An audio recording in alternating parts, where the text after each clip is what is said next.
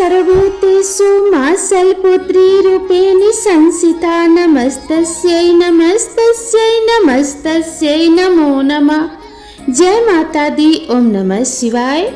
नमस्कार दोस्तों, चैत्र नवरात्रि की आप सभी श्रोताओं को हार्दिक शुभकामनाएं। माँ दुर्गा की कृपा आप सभी के ऊपर सदा सर्वदा बनी रहे। आज चैत्र माह शुक्ल पक्ष की प्रतिपदा तिथि है और आज से नवरात्रि व्रत का आरंभ हो रहा है। नवरात्रि का व्रत करने तथा व्रत कथा को सुनने से सभी स्त्री पुरुषों की मनोकामनाएं पूरी होती है और सभी प्रकार के दुखों का नाश होता है और घर में सुख समृद्धि का वास होता है। व्यक्ति के सभी प्रकार के रुके हुए कार्य सिद्ध हो जाते हैं। तो आज मैं आप सभी को सुना रही हूँ चैत्र नवरात्रि के प्रथम दिन सुनी जाने वाली नवरात्रि व्रत की बड़ी ही दुर्लभ पौराणिक कथा। तो आप सभी भक्तगण इन कथाओं को बड़ी ही श्रद्धा तथा प्रसन्न चित्त मन से पूरा अवश्य सुनिएगा।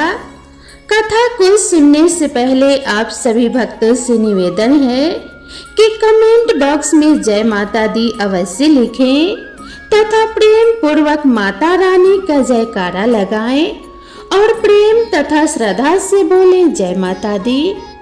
नवरात्रि व्रत के पौराणिक कथा के अनुसार एक समय बृहस्पति जी ब्रह्मा जी से बोले कि हे ब्राह्मण श्रेष्ठ, चैत्र व अश्विन मास के शुक्ल पक्ष में नवरात्र का व्रत और उत्सव क्यों किया जाता है?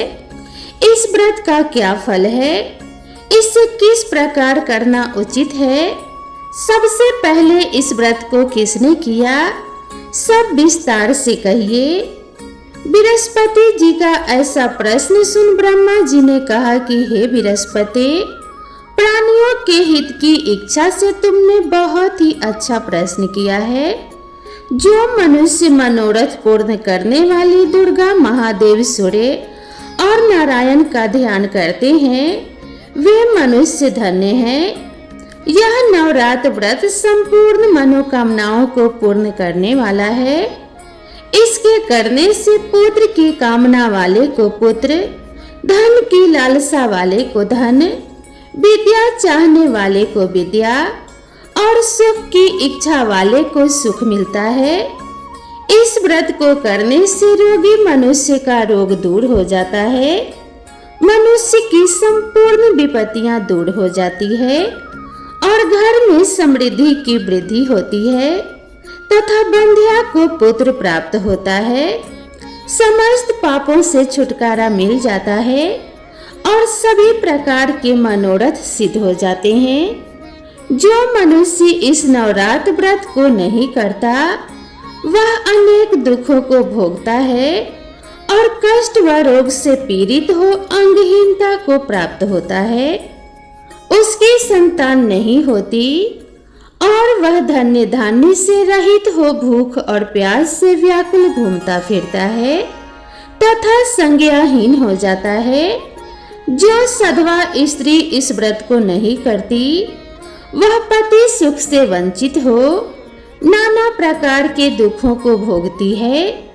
यदि व्रत करने वाला मनुष्य सारे दिन का उपवास ना कर सके तो एक समय भोजन करे और 10 दिन बांधवों सहित नवरात्र व्रत की कथा का श्रवण करे। हे बृहस्पति, जिसने सबसे पहले इस महाव्रत को किया है वह कथा मैं तुम्हें सुनाता हूँ। तुम सावधान होकर ध्यान पूर्वक सुनो। इस प्रकार ब्रह्मा जी का वचन सुनकर बृहस्पति जी बोले कि हे ब्राह्मण, मनुष्यों का कल्याण करने वाले, इस व्रत के इतिहास को मेरे लिए कहो। मैं सावधान होकर ध्यान पूर्वक सुन रहा हूँ। मैं आपकी शरण में आया हूँ, मुझ पर कृपा करिए। ब्रह्मा जी बोले, प्राचीन काल में मनोहर नगर में पीठत नाम का एक अनाथ ब्राह्मण रहता था। वह भगवती दुर्गा का अनन्य भक्त था। उसके संपूर्ण सद्गुणों से युक्त सुमति नाम की एक अत्यंत सुंदर कन्या उत्पन्न हुई। वह कन्या सुमति अपने पिता के घर बाल्यकाल में अपनी सहेलियों के साथ क्रीड़ा करती हुई इस प्रकार बढ़ने लगी जैसे शुक्ल पक्ष में चंद्रमा की कला बढ़ती है।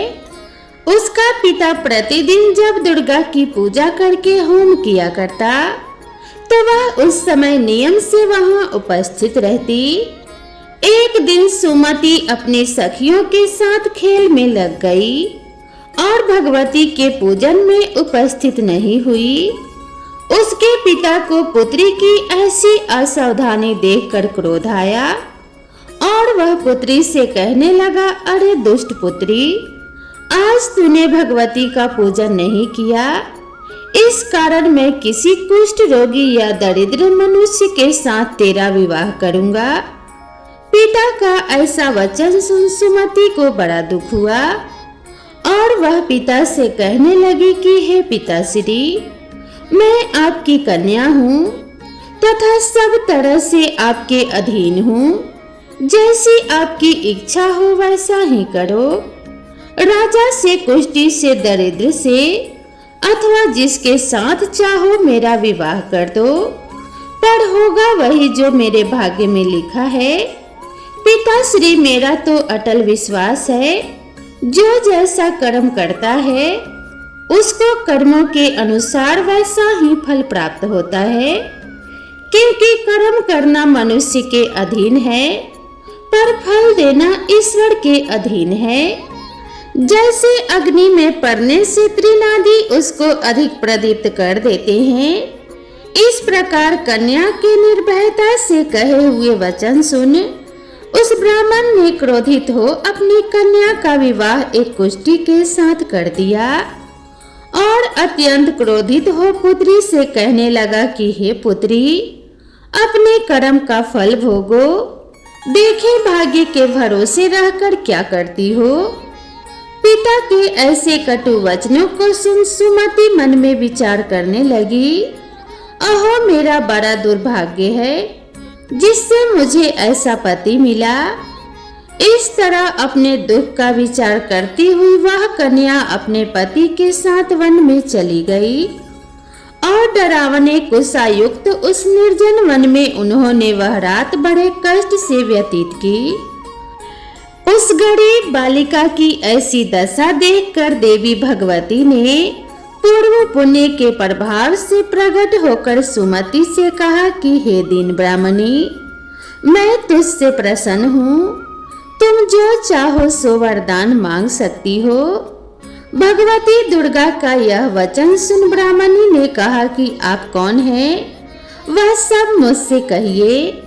ब्राह्मणी का ऐसा वचन सुन देवी ने कहा कि मैं आदि शक्ति भगवती हूँ और मैं ही ब्रह्म विद्या व सरस्वती हूँ। प्रसन्न होने पर मैं प्राणियों का सब दुख दूर कर उनको सुख प्रदान करती हूँ। हे ब्राह्मणी, मैं तुझ पर तेरे पूर्व जन्म के पुण्य के प्रभाव से प्रसन्न हूँ। तुम्हारे पूर्व जन्म का वृतांत सुनाती हूँ, सो सुनो। तुम पूर्व जन्म में निषाद अर्थात भील की स्त्री थी और अति पतिव्रता थी। एक दिन तेरे पति निषाद ने चोरी की। चोरी करने के कारण तुम दोनों को सिपाहियों ने पकड़ लिया और ले जाकर जेल खाने में कैद कर दिया। उन लोगों ने तुझको और तेरे पति को भोजन भी नहीं दिया। इस प्रकार नवरात्र के दिनों में तुमने ना तो कुछ खाया और ना ही जल पिया। इस प्रकार 9 दिन तक नवरात्र का व्रत हो गया। हे ब्राह्मणी, उन दिनों में जो व्रत हुआ, इस व्रत के प्रभाव से प्रसन्न होकर मैं तुझे मनोवांछित वर देती हूँ। तुम्हारी जो भी इच्छा हो सो मांग लो। इस प्रकार दुर्गा के वचन सुन ब्राह्मणी बोली, अगर आप मुझ पर प्रसन्न हैं तो हे दुर्गे माँ, मैं आपको प्रणाम करती हूँ। कृपया करके मेरे पति का कोढ़ दूर कर दीजिए। देवी ने कहा कि उन दिनों तुमने जो व्रत किया था, उस व्रत का एक दिन का पुण्य पति का कोढ़ दूर करने के लिए अर्पण करो। उस पुण्य के प्रभाव से तेरा पति कोढ़ से मुक्त हो जाएगा। ब्रह्मा जी बोले। इस प्रकार देवी के वचन सुन वह ब्राह्मणी बहुत प्रसन्न हुई और पति को निरोग करने की इच्छा से जब देवी दुर्गा ने तथा अस्तु ऐसा वचन कहा, तब उसके पति का शरीर भगवती दुर्गा की कृपा से कुष्ठ रोग से रहित हो अति कांतिवान तथा सुंदर हो गया। वह ब्राह्मणी पति की मनोहर देह को देखकर देवी की स्तुति करने लगी और कहने लगी कि हे दुर्गे माँ, आप दुर्गति को दूर करने वाली, तीनों लोकों का संताप हरने वाली, समस्त दुखों को दूर करने वाली, रोगी मनुष्य को निरोग करने वाली, प्रसन्न होने पर मनोवांछित वर देने वाली और दुष्टों का नाश करने वाली जगत की माता हो। हे अम्बे, मुझ निरपराध अबला को मेरे पिता ने कुष्ठी मनुष्य के साथ विवाह करके घर से निकाल दिया। पिता से तिरस्कृत निर्जन वन में विचर रही हूँ। आपने मेरा इस विपदा से उद्धार किया है। हे देवी, मैं आपको बारंबार प्रणाम करती हूँ, मेरी रक्षा करिए। ब्रह्मा जी बोले कि हे बृहस्पति, उस ब्राह्मणी की ऐसी स्तुति सुन देवी बहुत प्रसन्न हुई और ब्राह्मणी से कहा कि हे ब्राह्मणी, तेरे उदालय नामक अति बुद्धिमान, धनवान, कीर्तिवान और जितेंद्रिय पुत्र शीघ्र उत्पन्न होगा। ऐसा वर प्रदान कर देवी ने ब्राह्मणी से फिर कहा कि हे ब्राह्मणी, और जो कुछ तेरी इच्छा हो वह वर मांग ले। भगवती दुर्गा का ऐसा वचन सुन सुमति ने कहा कि हे भगवती दुर्गे, अगर आप मुझ पर प्रसन्न हैं तो कृपया कर मुझे नवरात्र व्रत की विधि और उसके फल का विस्तार से वर्णन करें।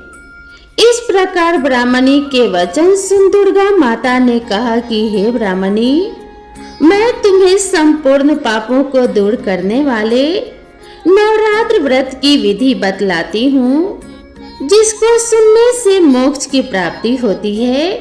चैत्र मास के शुक्ल पक्ष की प्रतिपदा से लेकर 9 दिन तक विधि पूर्वक व्रत करें। यदि दिन भर का व्रत ना कर सके तो एक समय भोजन करें। विद्वान ब्राह्मणों से पूछकर घट स्थापना करें और वाटिका बनाकर उसको प्रतिदिन जल से सींचे।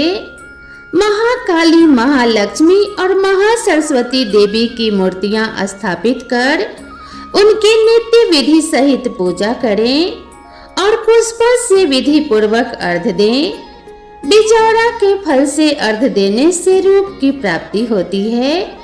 जायफल से अर्घ देने से कीर्ति की प्राप्ति होती है। दाख से अर्घ देने से कार्य की सिद्धि होती है। आंवले से अर्घ देने से सुख की प्राप्ति होती है। केले से अर्घ देने से आभूषणों की प्राप्ति होती है। इस प्रकार पुष्पों व फलों से अर्घ देकर व्रत समाप्त होने पर 9वें दिन यथा विधि हवन करें। खाड़, घी, गेहूं, शहद, जौ, तिल, बेल पत्र अर्थात बेल, नारियल, दाख और कदम आदि से हवन करें। गेहूं से होम करने से लक्ष्मी की प्राप्ति होती है। खीर एवं चंपा के पुष्पों से धन की और बेल पत्तों से तेज व सुख की प्राप्ति होती है। आंवले से कीर्ति की और केले से पुत्र की, कमल से राज सम्मान की और दाखों से संपदा संतान की प्राप्ति होती है।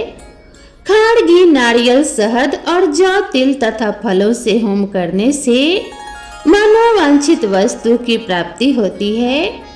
व्रत करने वाला मनुष्य इस विधि विधान से होम कर आचार्य को अत्यंत नम्रता के साथ प्रणाम करे और यज्ञ की सिद्धि के लिए उसे दक्षिणा दें। इस प्रकार बताई हुई विधि के अनुसार जो व्यक्ति व्रत करता है उसके सभी प्रकार के मनोरथ सिद्ध होते हैं, इसमें तनिक भी संदेह नहीं है। इन 9 दिनों में जो कुछ दान आदि दिया जाता है उसका करोड़ों गुना फल मिलता है। इस नवरात्र व्रत को करने से अश्वमेध यज्ञ का फल मिलता है। हे ब्राह्मणी, इस संपूर्ण कामनाओं को पूर्ण करने वाले उत्तम व्रत को मंदिर, तीर्थ अथवा घर में विधि विधान के अनुसार करना चाहिए। ब्रह्मा जी बोले कि हे बृहस्पति, इस प्रकार ब्राह्मणी को व्रत की विधि और फल बताकर देवी अंतर्ध्यान हो गई। जो पुरुष और स्त्री इस व्रत को भक्ति पूर्वक करता है वह इस लोक में सुख प्राप्त कर अंत में दुर्लभ मोक्ष को प्राप्त होता है। हे बृहस्पति, यह इस दुर्लभ व्रत का महात्म्य है जो मैंने तुम्हें बतलाया है। यह सुन बृहस्पति जी आनंद से प्रफुल्लित हो ब्रह्मा जी से कहने लगे कि हे ब्राह्मण, आपने मुझ पर अति कृपा की है जो मुझे इस नवरात्र व्रत का महात्म्य सुनाया। ब्रह्मा जी बोले कि हे बृहस्पति, यह देवी भगवती संपूर्ण लोकों का पालन करने वाली हैं। इस महादेवी के प्रभाव को कौन जान सकता है? तो एक बार प्रेम से बोलिए देवी भगवती महामाया की जय। तो प्रिय श्रोताओं, आज नवरात्रि का प्रथम दिन है, तो आज हम श्रवण करेंगे माता दुर्गा के प्रथम रूप माता शैलपुत्री की कथा। माँ दुर्गा अपने पहले स्वरूप में शैलपुत्री के नाम से पूजी जाती हैं। पर्वतराज हिमालय की पुत्री होने के कारण इनका नाम शैलपुत्री पड़ा। अपने पूर्व जन्म में यह प्रजापति दक्ष की कन्या के रूप में उत्पन्न हुई। यह प्रजापति दक्ष की कन्या के रूप में उत्पन्न हुई थी, तब इनका नाम सती था। इनका विवाह भगवान शंकर जी के साथ हुआ था। एक बार प्रजापति दक्ष ने बहुत बड़ा यज्ञ किया जिसमें उन्होंने समस्त देवताओं को अपना अपना यज्ञ भाग प्राप्त करने के लिए निमंत्रण दिया, किंतु शिव जी को उन्होंने इस यज्ञ में आमंत्रित नहीं किया।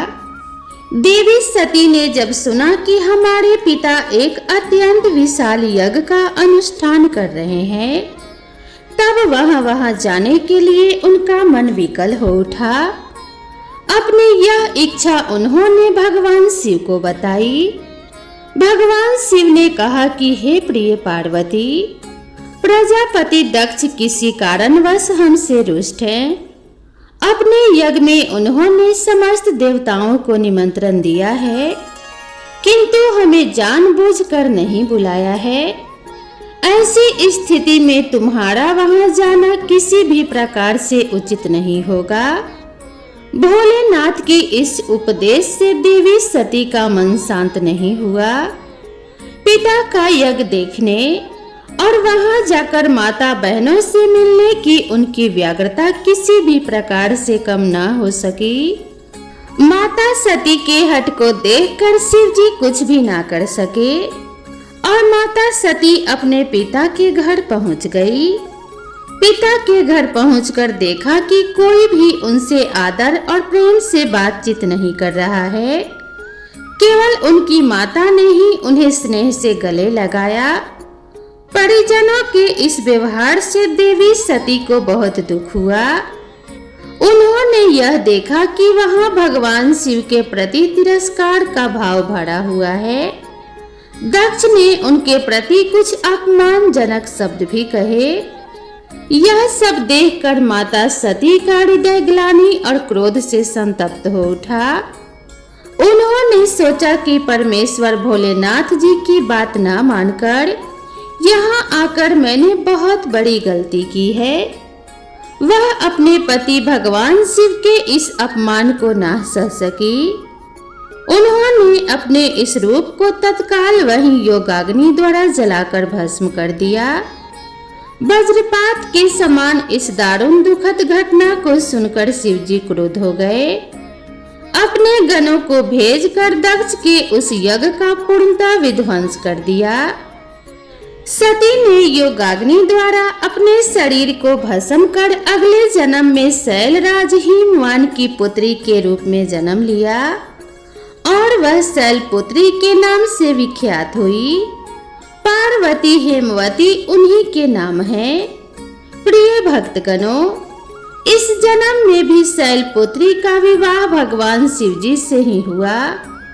कहा जाता है कि नवरात्र के प्रथम दिन यानी प्रतिपदा को जो भी भक्त मां शैलपुत्री का दर्शन करता है और उनके कथा को सुनता है तो उनके सारे वैवाहिक जीवन के कष्ट दूर हो जाते हैं, क्योंकि मां शैलपुत्री का वाहन वृषभ है, इसीलिए उन्हें वृषरूढ़ा भी कहा जाता है। उनके बाएं हाथ में कमल और दाएं हाथ में त्रिशूल रहता है। प्रिय भक्तगणों, एक बार प्रेम से बोलिए मां शैलपुत्री की जय। जय मां भवानी। ओम नमः शिवाय। दोस्तों, अब आइए सुनते हैं माता वैष्णो देवी की कथा। इस कथा को सुनने से सभी प्रकार के संकट मिट जाते हैं और सभी प्रकार के धन, वैभव और सुख की प्राप्ति होती है। तो प्रेम से बोलिए जय माता दी। हंसाली नामक गांव में मां वैष्णो देवी के परम भक्त सिरधर रहा करते थे। वह निसंतान होने से दुखी थे। एक दिन उन्होंने नवरात्रि पूजन के लिए कुमारी कन्याओं को बुलाया। मां वैष्णो कन्या भेष में उन्हीं के बीच में आ बैठी। पूजन के बाद सभी कन्याएं तो चली गई, पर मां वैष्णो देवी वहीं रही और सिरधर से बोली कि सबको अपने घर भंडारे का निमंत्रण दे आओ। सिरधर ने उस दिव्य कन्या की बात मान ली और आसपास के गांव में भंडारे का संदेश पहुंचा दिया। वहां से लौटकर आते समय गुरु गोरखनाथ और उसके शिष्य बाबा भैरवनाथ जी के साथ उसके दूसरे शिष्यों को भी भोजन का निमंत्रण दिया। भोजन का निमंत्रण पाकर सभी गांववासी अचंभित थे कि वह कौन सी कन्या है जो इतने सारे लोगों को भोजन करवाना चाहती है।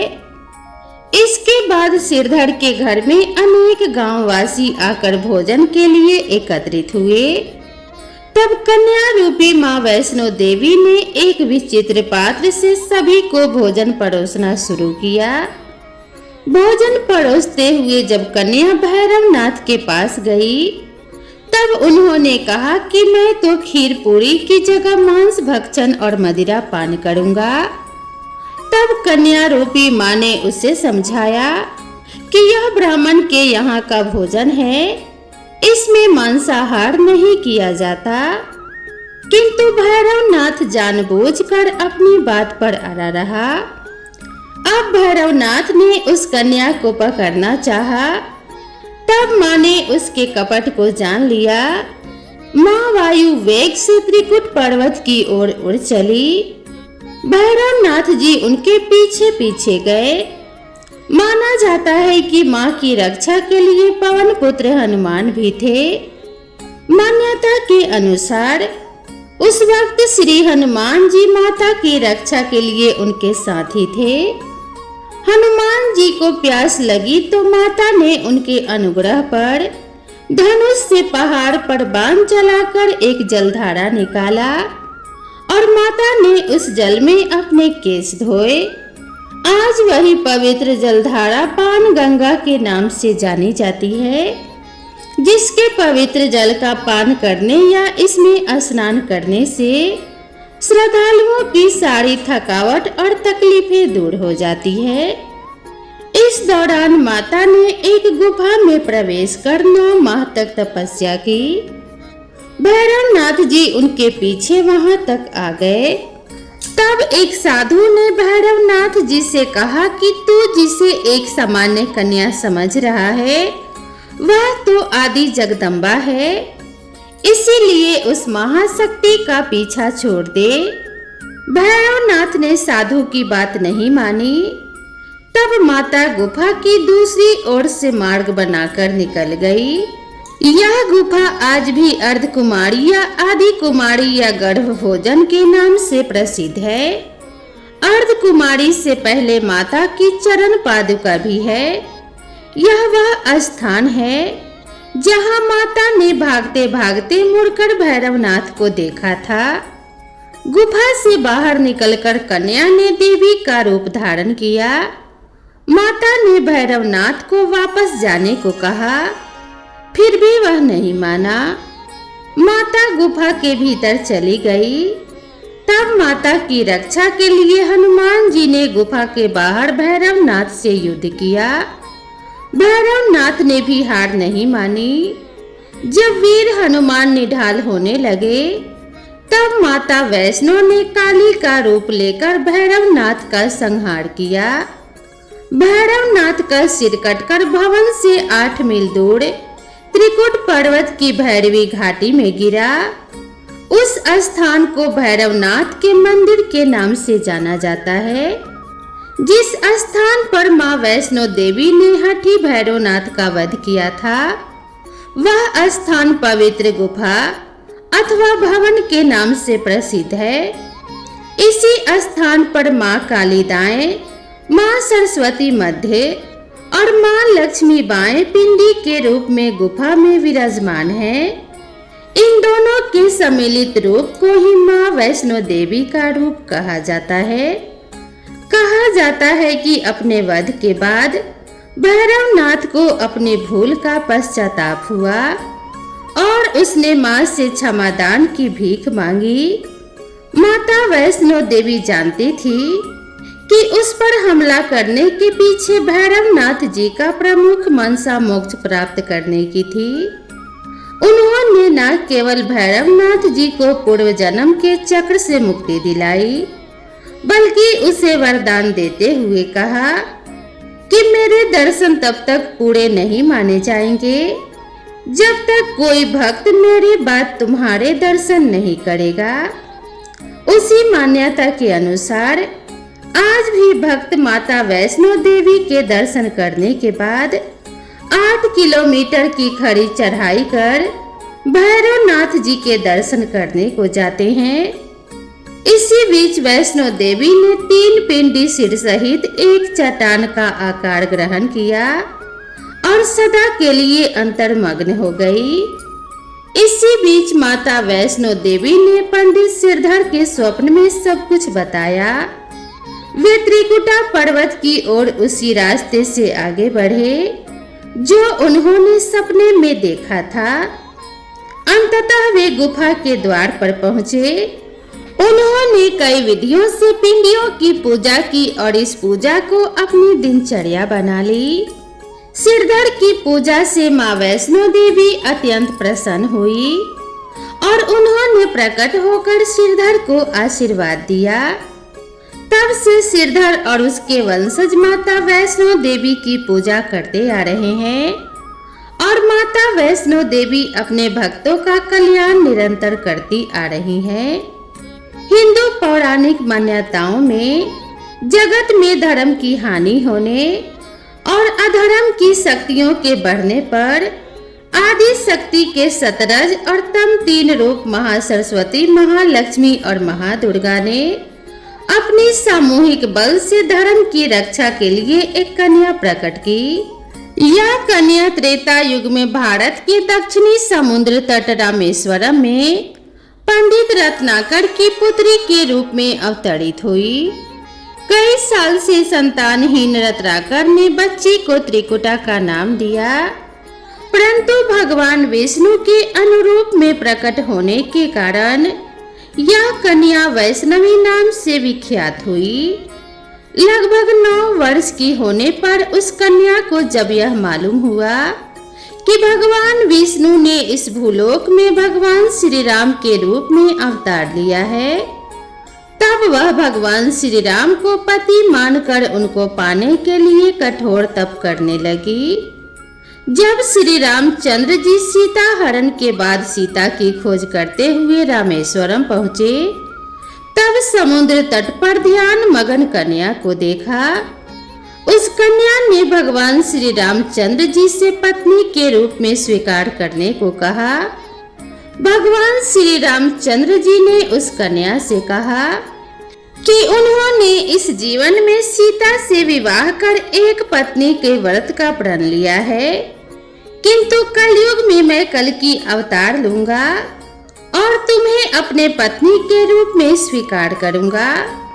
उस समय तक तुम हिमालय स्थित त्रिकूट पर्वत की श्रेणी में जाकर तप करो और भक्तों के कष्ट और दुखों का नाश कर जगत का कल्याण करती रहो।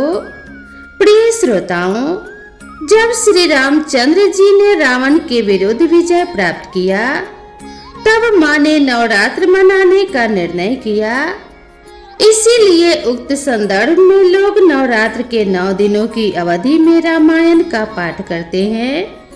श्री रामचंद्र जी ने वचन दिया था कि समस्त संसार द्वारा मां वैष्णो देवी की स्तुति की जाएगी, त्रिकुटा वैष्णो देवी के रूप में प्रसिद्ध होगी और सदा सर्वदा के लिए अमर हो जाएगी। तो एक बार प्रेम से बोलिए जय माता वैष्णो देवी की जय। तो दोस्तों, मिलते हैं कल नवरात्रि के दूसरे दिन की कथा के साथ। तब तक के लिए आप सभी से विदा लेते हैं। माता रानी आप सभी भक्तों का कल्याण करे और आप सभी की रक्षा करे। आप सभी के घर में सुख समृद्धि का वास हो और सभी प्रकार के अमंगल का नाश हो। आप सभी के जीवन में सदा मंगल होती रहे। तो प्रेम से बोलिए माता रानी की जय। तो दोस्तों, मिलते हैं अगले अध्याय के साथ अगले वीडियो में। तब तक के लिए राधे राधे।